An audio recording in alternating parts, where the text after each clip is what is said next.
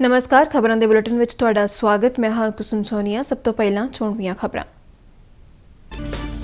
प्रधानमंत्री नरेंद्र मोदी ने कहा कि कोरोना महामारी ने सानू सारिਆਂ ਨੂੰ जीवन विच सेहत की महत्ता तो जाणू करवाया है। मन की बात प्रोग्राम विच प्रधानमंत्री ने कहा कि स्टार्टअप न्यू इंडिया की भावना ਨੂੰ प्रदर्शित कर रहे हैं।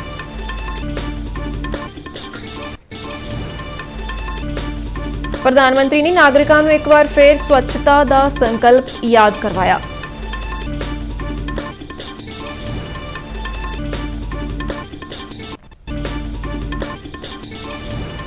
केंद्र सरकार ने पंजाब नूं झोने की बिजाई के सीजन लई कोले की समय सिर अते ढुकवीं सप्लाई का भरोसा दिता।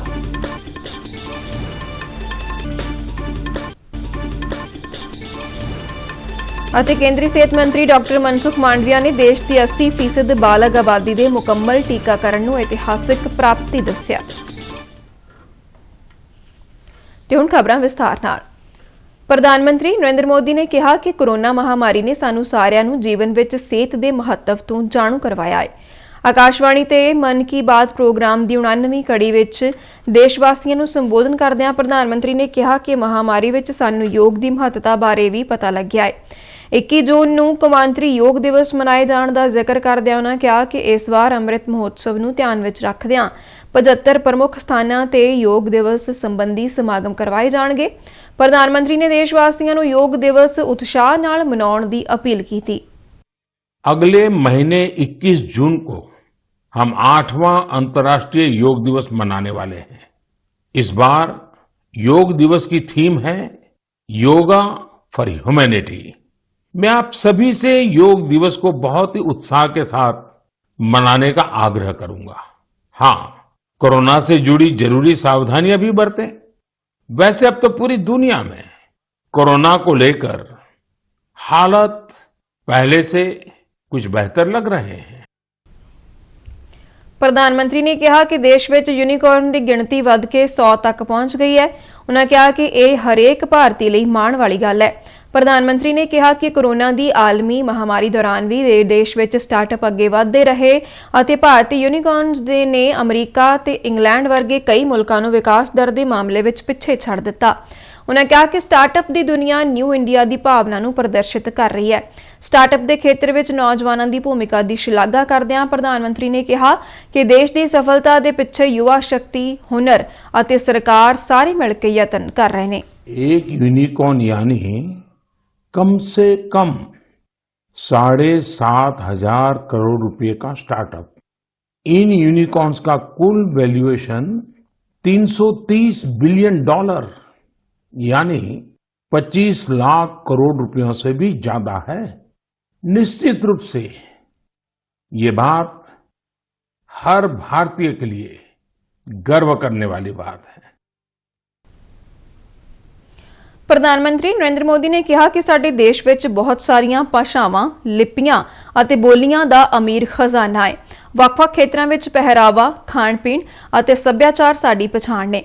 उन्होंने कहा कि यही अनेकता एक राष्ट्र के रूप में सानू सशक्त करती है अते एकजुट रखती है।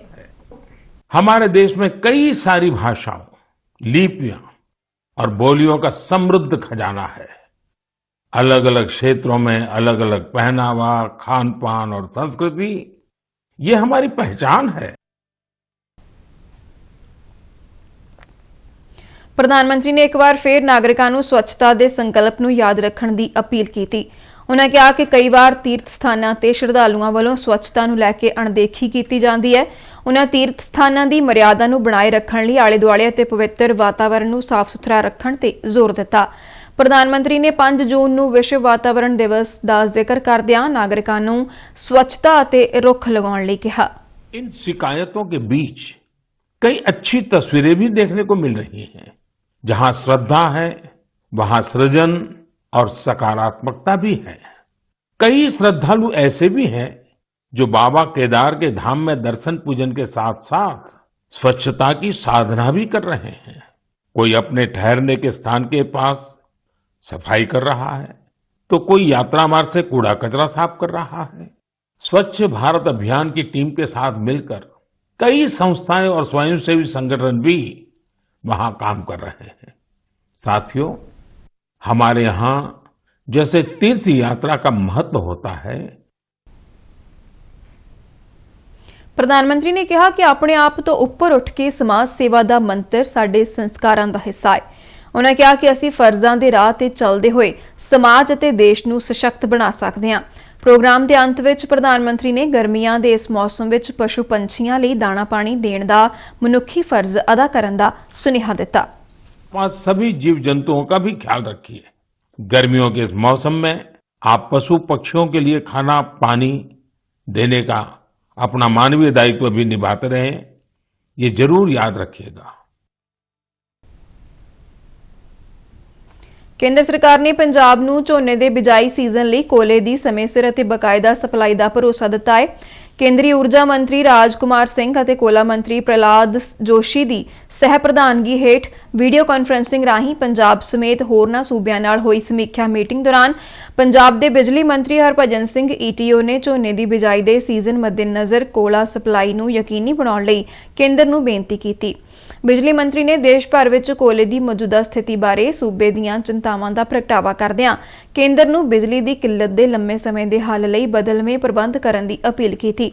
ਹਰਭਜਨ ਸਿੰਘ ਨੇ ਕਿਹਾ ਕਿ ਪੰਜਾਬ ਦੇ ਕਿਸਾਨ 14 ਜੂਨ ਤੋਂ ਝੋਨੇ ਦੀ ਬਿਜਾਈ ਸ਼ੁਰੂ ਕਰਨਗੇ, ਜਿਸ ਲਈ ਸੁਚੱਜੇ ਤਜਰਬੇ ਨੂੰ ਯਕੀਨੀ ਬਣਾਉਣ ਲਈ ਪੂਰੀ ਤਿਆਰੀ ਕੀਤੀ ਜਾ ਰਹੀ ਹੈ। ਕੇਂਦਰੀ ਸਿਹਤ ਮੰਤਰੀ ਡਾਕਟਰ ਮਨਸੁਖ ਮਾਂਡਵੀਆ ਨੇ ਦੱਸਿਆ ਕਿ ਦੇਸ਼ ਦੀ 80% ਬਾਲਗ ਆਬਾਦੀ ਦਾ ਮੁਕੰਮਲ ਕੋਵਿਡ ਟੀਕਾਕਰਨ ਕੀਤਾ ਜਾ ਚੁੱਕਾ ਹੈ। ਸਿਹਤ ਮੰਤਰੀ ਨੇ ਟਵੀਟ ਕਰਦਿਆਂ ਇਸ ਇਤਿਹਾਸਕ ਪ੍ਰਾਪਤੀ ਤੇ ਖੁਸ਼ੀ ਜਤਾਈ। ਉਹਨਾਂ ਟੀਕਾਕਰਨ ਮਗਰੋਂ ਵੀ ਲੋਕਾਂ ਨੂੰ ਕੋਵਿਡ-19 ਸੰਬੰਧੀ ਢੁਕਵੇਂ ਵਿਵਹਾਰ ਦੀ ਪਾਲਣਾ ਕਰਨ ਦੀ ਅਪੀਲ ਕੀਤੀ। ਕੇਂਦਰੀ ਰਾਜ ਮੰਤਰੀ ਸੋਮ ਪ੍ਰਕਾਸ਼ ਨੇ ਕੱਲ ਡੇਰਾਬੱਸੀ ਵਿਖੇ ਨੈਸ਼ਨਲ ਡੈਂਟਲ ਕਾਲਜ ਅਤੇ ਹਸਪਤਾਲ ਦਾ ਦੌਰਾ ਕੀਤਾ।